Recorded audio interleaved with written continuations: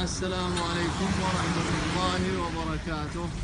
عندنا الرجل هذا المجتهد بسم الله ما شاء الله، سعودي الجنسية، طبعا بني غامد. عند المحل الجميل هذا في الخميس مشيط، طبعا شغلة الإلكترونيات، التلفزيونات، الغسالات، وعندنا نحب ندعمه إن شاء الله تعالى ونوصل الفيديو هذا لأكثر من جروب لدعم أخونا هذا اللي بادي في الشغلة الجديدة هذه بسم الله. ورجل متمكن، أنا صراحة اشتغلت معه وبيض الله وجهه، صراحة جميل شغله وثقة. فما أدري يا أبو متعب وش الأشياء اللي والله يا طويل العمر الحاجات اللي نشتغلها اللي هي الأجهزة المنزلية. إيه كافة يعني جميع الأجهزة المنزلية اللي تعمل بالكهرباء. يا سلام.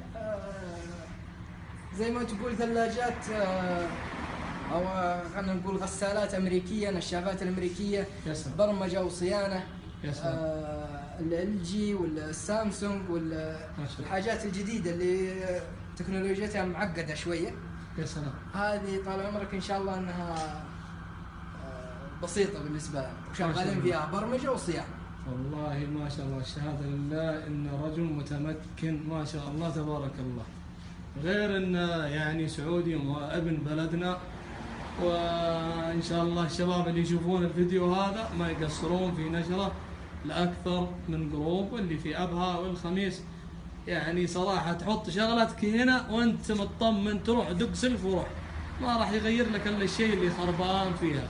وهذا أقل يعني تقدير لدعم أبنائنا السعوديين في نفس المنطقة. والله يوفق ويبارك في من ينشر هذا المقطع. أعطني بالله الكرت يا أبو متعب. وبعدين الرجل ما شاء الله منظم ومرتب بسم الله عليه، حقيقة يعني أنا مبهر من الشغل هذا. وأي واحد يقدر يمر ويشوف هذا الكرت المحل طال عمرك والرقم عليه، هذا الرقم، اللوكيشن في الخلف.